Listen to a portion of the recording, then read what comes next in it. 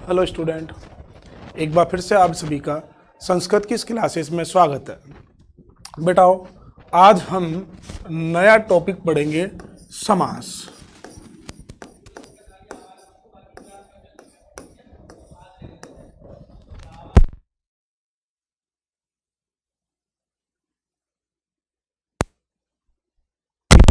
ठीक है कि प्रत्यय के शेष टॉपिक जो बचे हुए थे, कल अपन ने प्रत्यय किया था, पढ़ा था, उसके बाद आज अपन ने समास शुरू कर दिए। तो प्रत्यय के 2-3 जो टॉपिक बीच में बचे हुए हैं बेटा, वो आपको रिकॉर्ड क्लास में डाल दिए जाएंगे कि उसका मैंने वीडियो बना दिया था। इसलिए वो जो टॉपिक है वो विष्णु जी आपको अपने ऐप के ऊपर डाउनलोड कर देंगे, आप उन्हें आसानी से बैठ करके देख सकते हो। इसलिए अब आज उसके पश्चात नया टॉपिक कौन सा है? समास। बेटाओ, समास की परिभाषा बताई गई है कि सम सनम समास है। क्या बताया गया बेटाओ? सम सनम समास है। कि समास किसे कहते हैं? तो बेटा इसके बारे में बताया गया कि सम सनम समास है। ये एक छोटा सा आपकी समास की परिभाषा संस्कृत में कही गई है।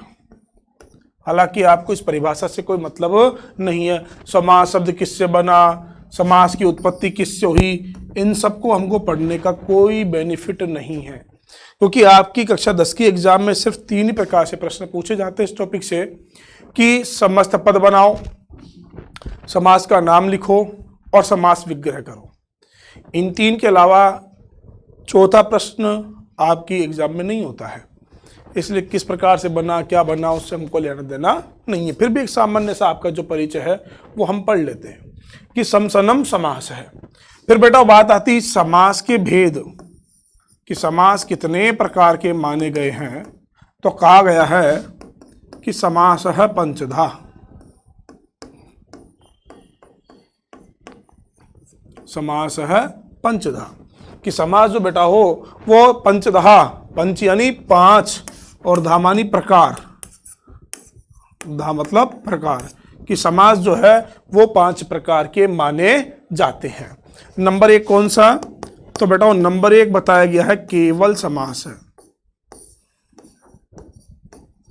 नंबर 1 केवल समास। नंबर 2 बेटाओ या इसे अपन नेक्स्ट पेज पे पढ़ते हैं कि समास है पंचधा, समास 5 प्रकार के होते हैं। नंबर 1 केवल समास।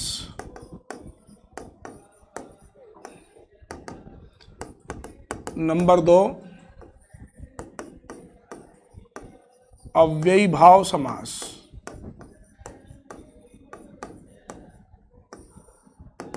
ठीक है भाई। नंबर 3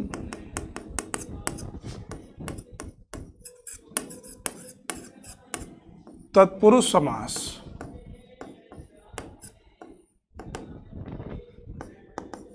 नंबर 4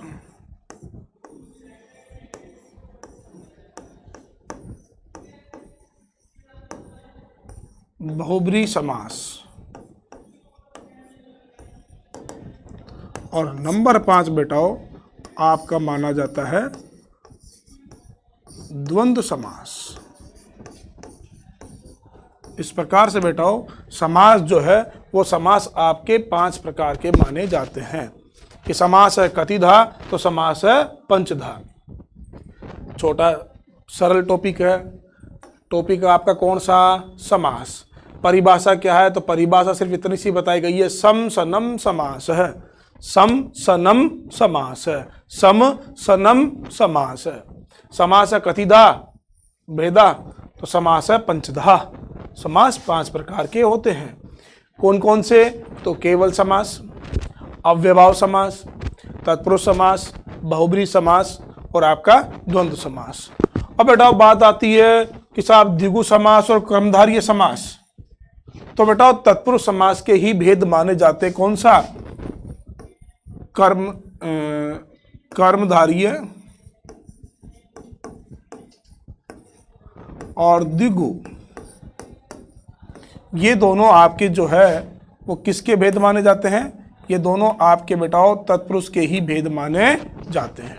तत्पुरुष समास के ही भेद माने जाते हैं द्विगु समास और कर्मधारय समास। ये दोनों समास आपके तत्पुरुष समास के ही भेद माने जाते हैं। ये तो हो गई बेटा एक डिटेल में बात। अब बात आती है आपकी कक्षा 10 में क्या पूरे ही समास चलते हैं क्या? तो भाई ऐसा तो नहीं है। आपके कक्षा 10 के जो पाठ्यक्रम है उसके अंदर बेटाओ एक तो अव्ययभाव समास दे रखा है। कौन सा दे रखा है? अव्ययभाव समास। एक आपका द्विगु दे रखा है, क्रमधारी दे रखा है, द्वंद्व दे रखा है।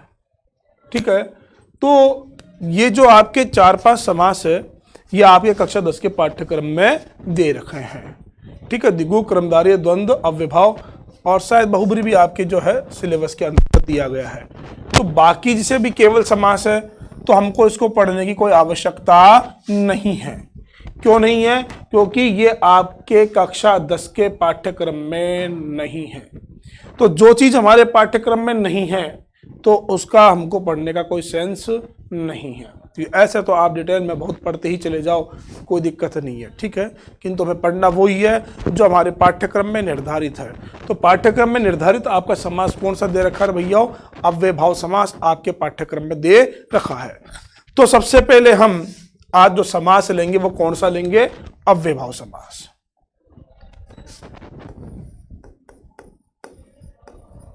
अव्ययभाव समास।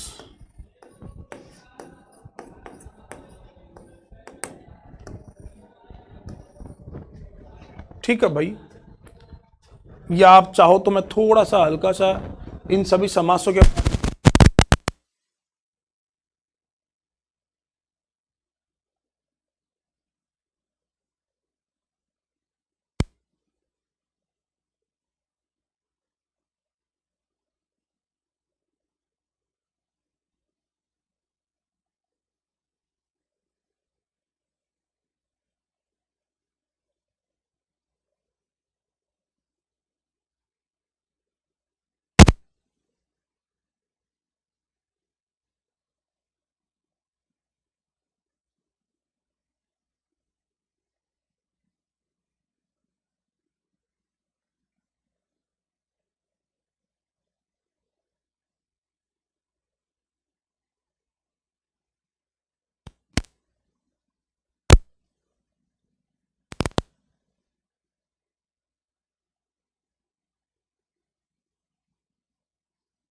विशेष विनिर्मुक्त है,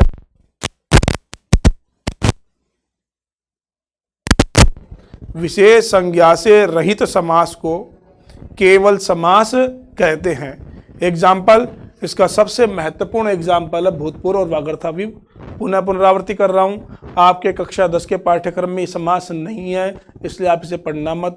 फिर भी कोई बालक विशेष ध्यान रखे तो सिर्फ इतना सा ध्यान रख लेना कि भूतपूर्व शब्द में कौन सा समास है? तो केवल समास।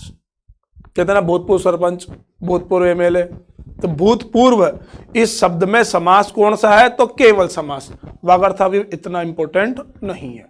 फिर बात करते हैं हम नंबर 2 पर, कौन समास?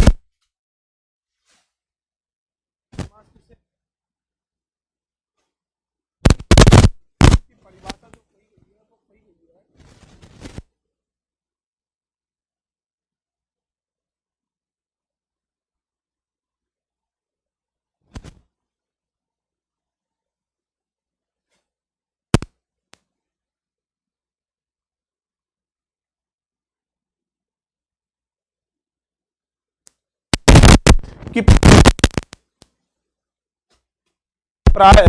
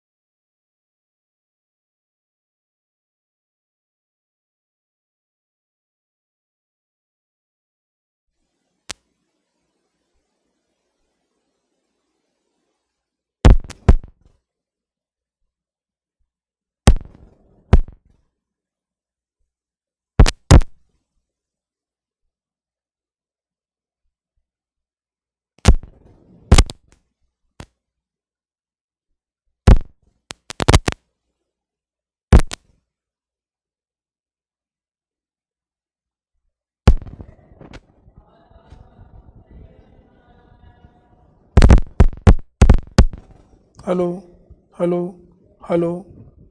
ठीक है भाई, बड़ा वॉइस प्रॉब्लम के कारण से थोड़ा सा, ठीक है। तो भैया अपना अव्ययभाव समास की परिभाषा क्या बताई गई है? तो कहा गया प्रायेण पूर्व पद प्रधान अव्ययभाव है, कि प्राय, प्राय का मतलब अधिकतर, तो प्राय जिस समास में पूर्व यानी पहला पद प्रधान हो वह समास आपका अव्ययभाव समास कहलाता है। कि प्राय आप नोट कर सकते हो परिभाषा को, मैं आराम से, ठीक है, कि इसकी परिभाषा क्या है हिंदी में भाई। तो हिंदी में इसका अर्थ बताया गया है, संस्कृत में तो बोला गया है प्रायेण पूर्व पद प्रधान अव्ययभाव, और हिंदी में इसका ट्रांसलेट किया गया है कि प्रायः जिस समास में पहला पद प्रधान हो वह समास आपका अव्ययभाव समास कहलाता है। ठीक है बेटा। इसके बाद तत्पुरुष जो था उसमें क्या परिभाषा कही गई थी, हालांकि तत्पुरुष को अपन पढ़ाएंगे आगे तब बताएंगे, लेकिन इसके बारे में कहा गया है कि प्रायेण उत्तर पद प्रधान तत्पुरुष है।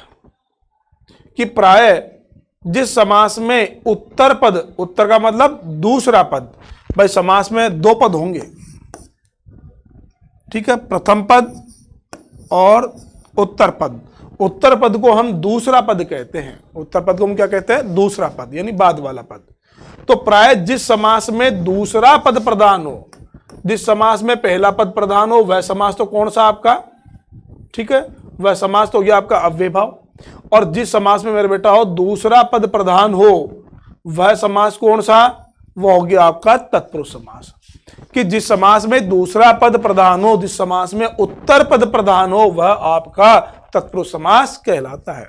और जिस समास में प्रायेण अन्य पद प्रधान है, प्रायेण अन्य पद प्रधान है, वह कहलाता है आपका बहुब्री। कि प्राय जिस समास में अन्य पद प्रधान हो, ना तो पहला पद प्रधान हो और ना ही दूसरा पद प्रधान हो, बल्कि उनसे निकला हुआ कोई तीसरा ही अर्थ प्रधान हो, कोई अन्य ही पद प्रधान हो, तो वह समास आपका बहुब्री समास कहलाता है। पुनः समझना बेटा, विशेष संज्ञा से रहित समास को केवल समास कहते हैं। प्राय जिस समास में पहला पद प्रधान हो वह समास अव्ययभाव समास कहलाता है। जिस समास में दूसरा पद प्रधान हो वह समास आपका तत्पुरुष समास कहलाता है। और जिस समास में तीसरा पद प्रधान हो वह समास आपका बहुब्री समास कहलाता है। तीसरा, तीसरा का मतलब कि ना तो पहला ही प्रधान है ना दूसरा ही प्रधान है, बल्कि कोई तीसरा यानी कोई अन्य ही पद प्रधान हो, तो वह समास आपका बहुब्री समास कहलाता है। और जिस समास में प्रायेण उभय पद प्रधान है, उभय पद प्रधान है, कि जिस समास में उभय पद, उभय पद का मतलब समझ रहे हो, उभय पद का मतलब जिस समास में दोनों ही पद प्रधान हो, तो वह समास आपका द्वंद्व समास कहलाता है। बात समझ में आ गई? क्या कहा बेटा? इसको और आसानी से आप पढ़ सकते हो कि जिस समास में पूर्व पद प्रधान हो तो वह तो कौन सा, अव्ययभाव। जिस समास में उत्तर पद प्रधान हो वह समास कौन सा, आपका तत्पुरुष। जिस समास में अन्य पद प्रधान हो तो वह समास कौन सा, बहुब्री। और जिस समास में उभय पद प्रधान हो यानी दोनों ही पद प्रधान हो तो वह समास आपका द्वंद्व समास कहलाता है। पूरी बात समझ में आई? पूरे समास की परिभाषा मैंने सामने लिख दी रे भाई। केवल समास विशेष संज्ञा विनिर्मुक्त है, अव्ययभाव पूर्व पद प्रधान है, तत्पुरुष उत्तर पद प्रधान है, बहुब्री अन्य पद प्रधान है, द्वंद्व उभय पद प्रधान है। ये संस्कृत की परिभाषा हुई। और हिंदी में समझने से विशेष संज्ञा से रहित समास को केवल समास कहते हैं, जैसे कि भूतपूर्व। जिस समास का पहला पद प्रधान हो वह अव्ययभाव, जिस समास का दूसरा पद प्रधान हो वह आपका तत्पुरुष। उत्तर का मतलब दूसरा। जिस समास में तीसरा यानी अन्य पद प्रधान हो तो वह बहुब्रीहि। जिस समास में पहला और दूसरा दोनों ही पद प्रधान हो वह आपका द्वंद्व समास कहलाता है। ठीक है, फिर वो दो और बच रहे तेरे भाई, कर्मधारय और द्विगु। ये दोनों समास किसके भेद माने जाते हैं? तत्पुरुष समास के ही भेद माने जाते हैं। तो भैया द्विगु कि जिसमें पहला पद क्या हो? संख्या। जिस समास का पहला पद संख्या हो वह आपका द्विगु समास कहलाता है। और जिस समास में विशेषण विशेष्य उपमान उपमेय हो,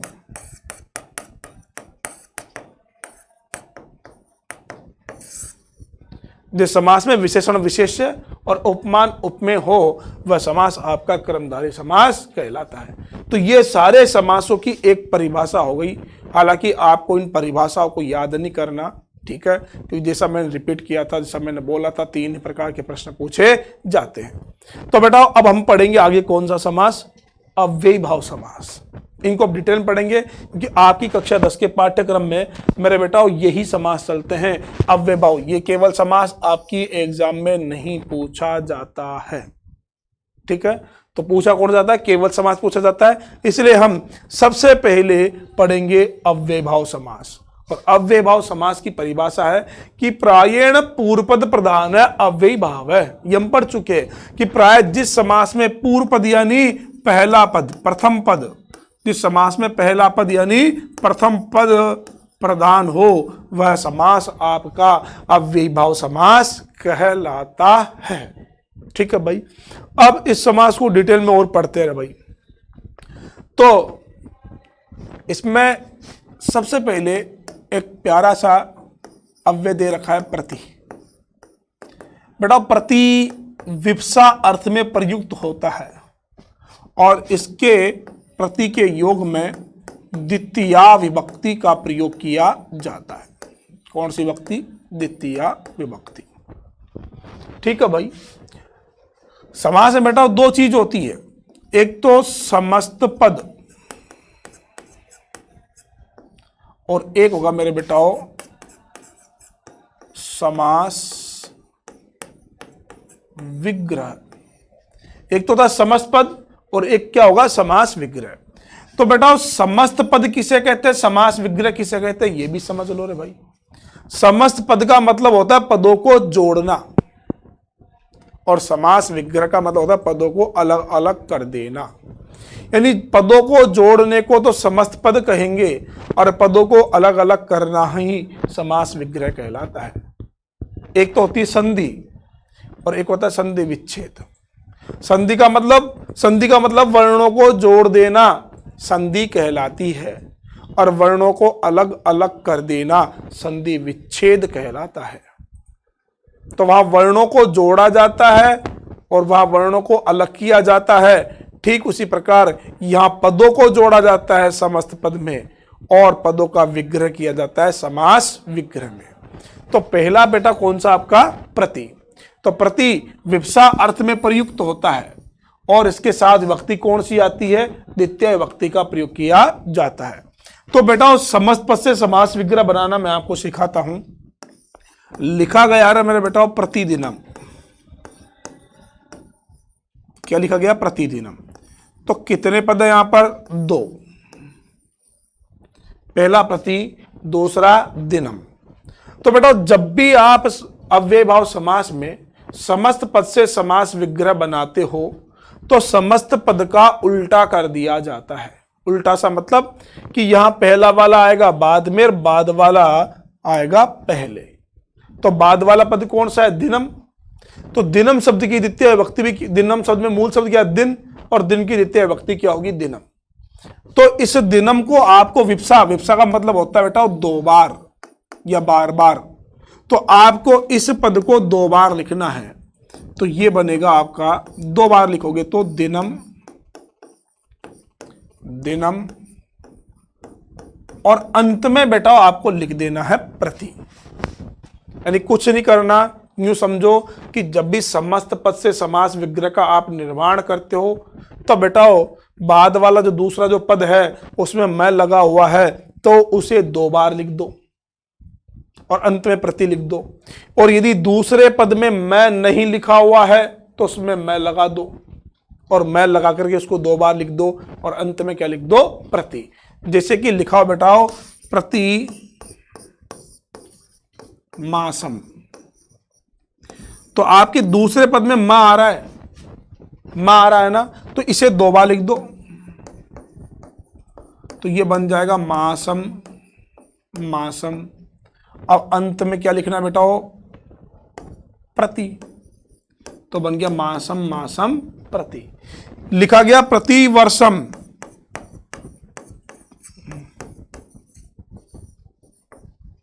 तो क्या बन जाएगा भैया हो, वर्षम वर्षम प्रति। ठीक है भाई। लिखा गया है प्रतिपलम,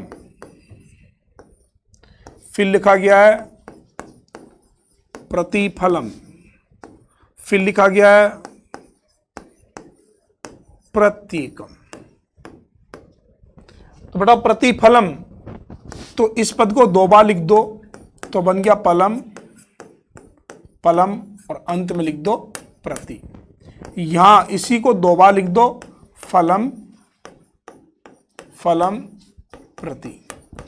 इसको संधि विच्छेद करो प्रत्येकम का, प्रति प्लस एकम, तो इसे बेटा 2 बार लिख दो। दूसरा पद क्या है आपका, एकम, तो बन गया एकम एकम प्रति। लिखा हुआ प्रति वनम या प्रति नगरम,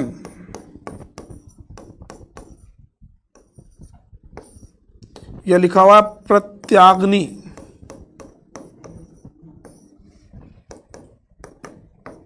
तो बेटा दूसरा पद क्या, वनम या नगरम या अग्नि, तो ये बन जाएगा वनम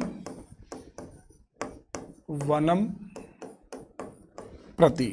बेटा ये बन जाएगा आपका नगरम नगरम प्रति।